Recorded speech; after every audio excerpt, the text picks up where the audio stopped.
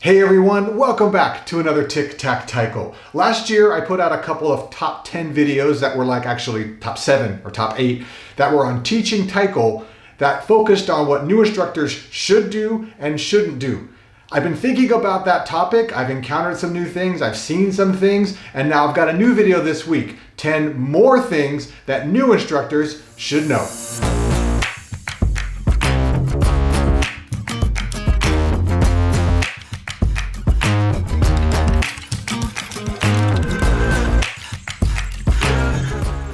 As with all of my list videos or top 10 videos, number 1 is just as important as number 10. I don't list them in a particular order except what I think might flow nicely for the video.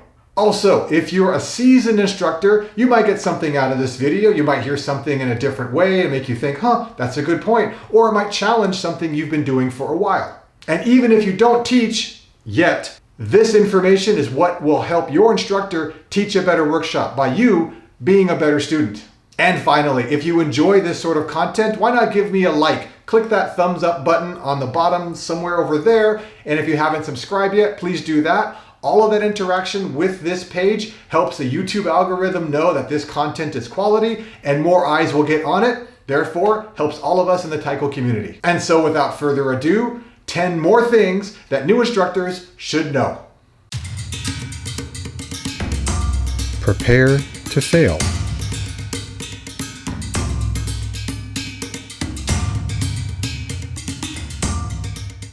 Now at first that sounds really heavy, but realize every instructor fails. It's just a matter of quantity.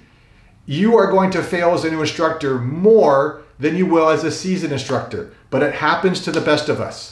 So this comment is to help you mentally and emotionally prepare for the inevitable, almost like a Zen exercise. If it's going to happen, why worry? Also, failure to one person is an inconvenience to another. So not everything is failure. It's important to have perspective on what really is a fail and what is a nuisance, annoyance, inconvenience. Here's a thought experiment I want you to go through with me. Imagine you have agreed to a 12-week Taiko class. You've signed the contract, you've got the check, you bought yourself some brand new glow-in-the-dark gold encrusted bachi, whatever. You spent the money, you're obligated. And then magically, somehow, you find out every single class in that 12-week session is going to have some kind of failure. So how do you handle that? You don't know when the failure is going to happen, what kind of failure it's going to be, who it's going to affect. You just know every single time you teach, it's going to happen. So how do you choose to deal with it? Do you want to stress out before each class and during each class over and over and over for the next 3 months? Or do you just accept that it's going to happen and do your best when it does? And if you can have that kind of mindset with a worst case scenario like that, bring that mindset into all of your workshops, all of your classes. When it happens, it happens. But it's important to acknowledge that it will happen and you have that mental preparation already in place. You don't have to know everything.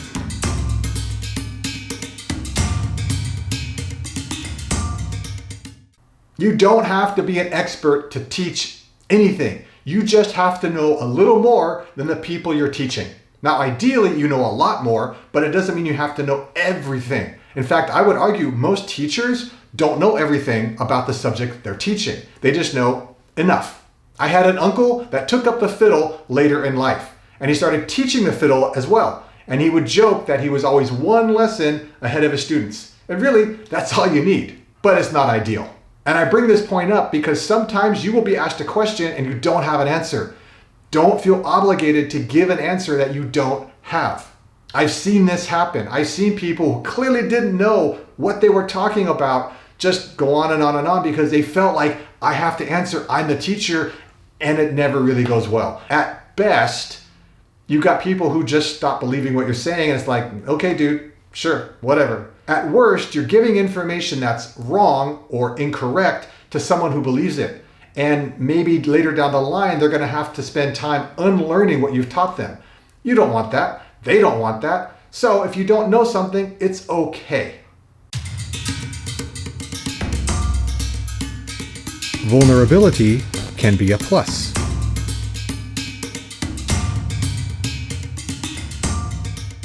Now, to that last point, sometimes honesty and vulnerability are exceptionally useful tools when you're dealing with students. If I ask an instructor a question I don't have an answer to, and they tell me, I don't know, let me think about it. Or I don't know, that's a good question. I'll get back to you. I may not love that response because I'm looking for an answer, but I'm going to respect that person a lot more, and I know that I can trust what they say. I've also experienced instructors who realized late that they're running out of time or something's happening and they're not able to get to a thing or many things that they promised. And often the students kind of rally or maybe even somehow offer to help the instructor get to where they're trying to get to. When an instructor doesn't face reality, just sort of pretends everything is fine when clearly it isn't, when there's content that's missed, time is running out, etc., the students know, you would know, I would know. And it kind of creates a really awkward energy of sort of like, if I don't see it, it doesn't exist. It doesn't need to be there. You can be honest, you can be vulnerable, and students will generally appreciate you for it. Have a plan, but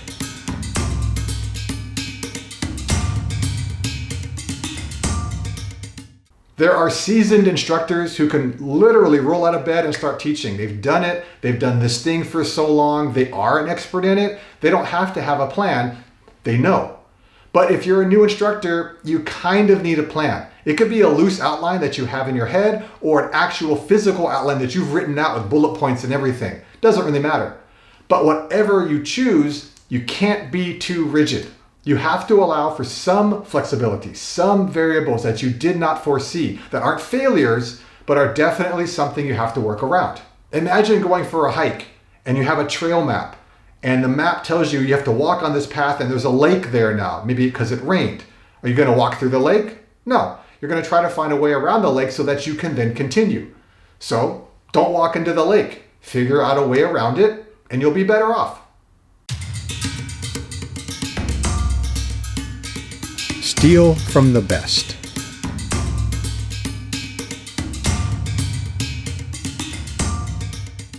It's funny. I've seen many a taiko player watch another taiko player perform doing some kind of cool movement and they'll say, I want to do that. I want to steal that movement. Or they hear a pattern or see a pattern being played and it's like, ooh, I want to incorporate that into my solo, whatever it is. We're not so afraid or ashamed to borrow somebody else's creative output. But we can also, and I think should also, do that when it comes to teaching. And the great thing here is it doesn't have to only be taiko teaching. Sure, taiko teaching works, but also music teaching or art teaching, your fourth grade math teacher, a friend who was helping you through some sort of unscholastic problem. Any type of teaching that struck a chord with you or helped you make a breakthrough, you might be able to apply to your taiko teaching. Finally, a note about accreditation.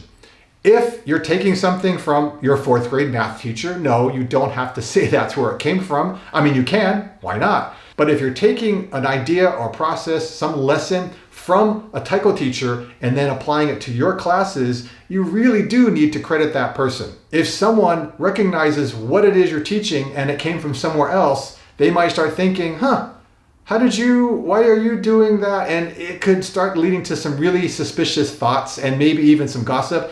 You don't want that. Simply say, I got this from so-and-so, I modified it, I have permission to do it. You want to be ethical about what you're doing. But also, if you taught something to someone and that someone had a breakthrough moment because of how you taught them, and they took that lesson into their classes or their students, you would want them to mention and credit you, just like you should be doing to others. You set the tone.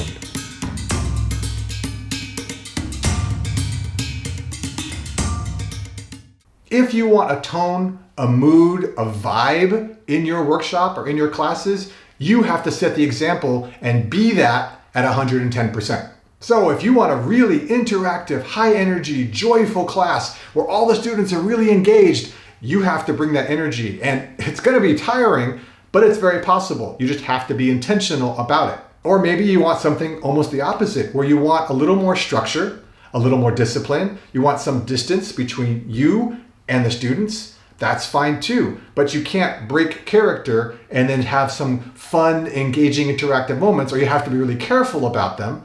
if you want to keep that vibe steady. It's really easy if the vibe you want matches your natural personality, sure, but I know some teachers do want something very intentional that's not quite what their vibe is outside of the classroom. Now, you don't need a specific vibe or energy, and I would say most classes and workshops don't really have that. They just kind of go with the personality of the group. And that's where one of the dangers is. If you are teaching a group and there are strong personalities, or there's a small in-group or people that know each other, the Gestalt personality that comes from that combination of people can shift, pull, or dictate the energy of the class you're teaching in a direction that may be distracting or something you just don't even want. So while it's fine not to have an energy can still be created, and you have to monitor and be careful if that's an energy that works with what you're doing or against it. Recognize people's stress.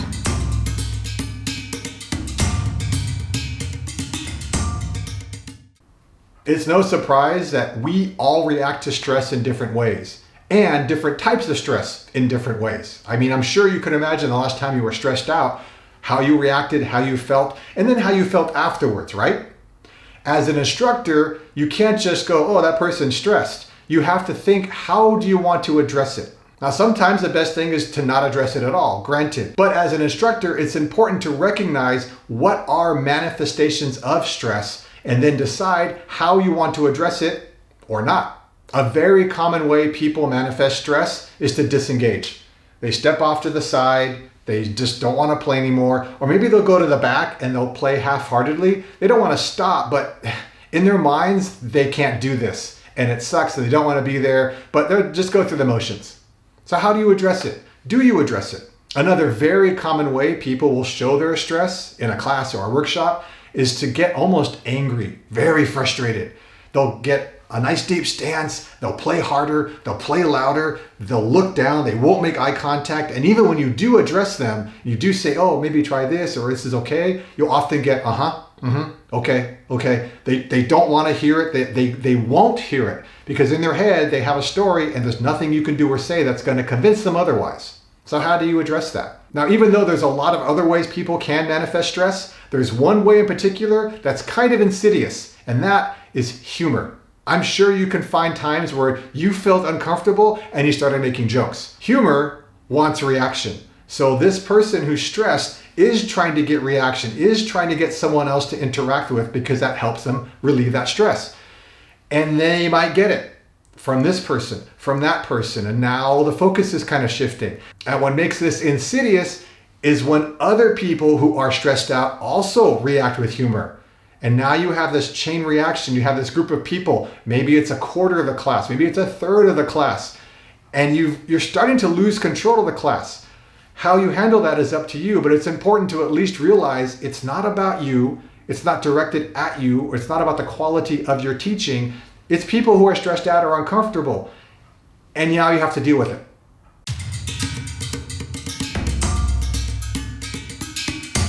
Keep expectations low.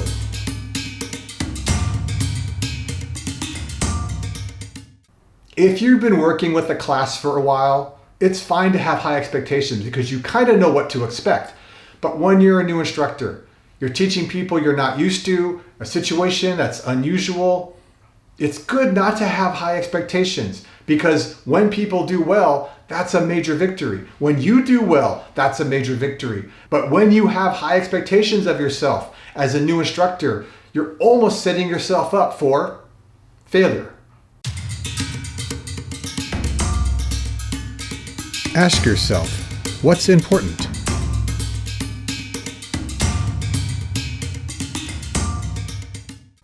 Ask yourself when you teach what's important, because those answers are going to help guide what kind of teacher you want to be and what kind of class you want to have. So for example, how important is it for your students to grow? How important is it for your students to be happy? How important is it for you to instill discipline? How important is it for you to provide structure? You'll find that some of the answers might contradict some of the other answers, but that's very valuable information.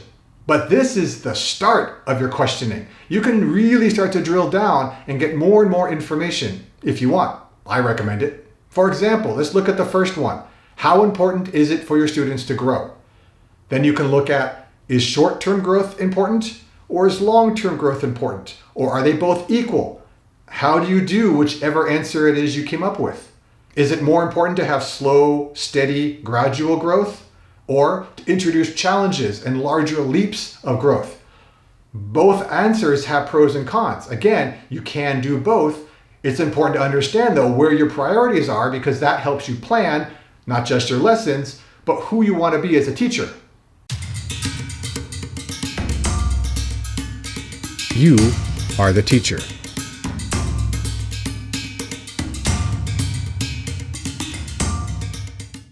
And finally, at the end of the day, it's your class, your workshop. These are your students. It has your name on it. And you have both the gift and the burden of making the decisions, especially the tough ones. So let's say the energy of the class is having things go in a different direction.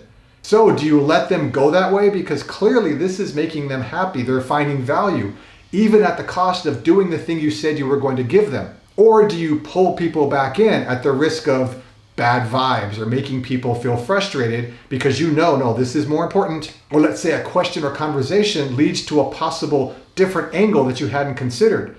Do you pursue that angle thinking, oh yeah, there's some value here I hadn't considered, again at the risk of not giving what you delivered? Or do you go, nope, I'm going to go down this path even though there might be some more value in this thing than the thing that you had planned originally?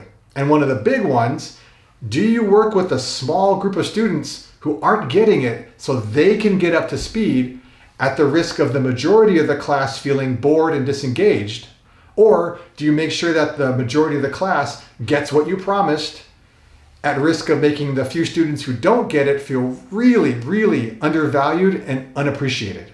There are no right or wrong answers to any of these. They're simply needs either met or not met. You will make these decisions because you have to, because that's your responsibility. Sometimes you will realize that was the right one, and sometimes you will realize that was the wrong one, and that's how you grow. And that was a list of 10 more things that new instructors should know. I hope you found it informative. I hope you found it engaging. I hope you found it thought-provoking. And I would love to hear your experiences if you've encountered or gone through any of the 10 things that I just listed. Either way, I hope you found this video useful. And again, if you're not teaching now, this kind of information can be really useful in the future when you do. So until next time, keep on practicing and be well.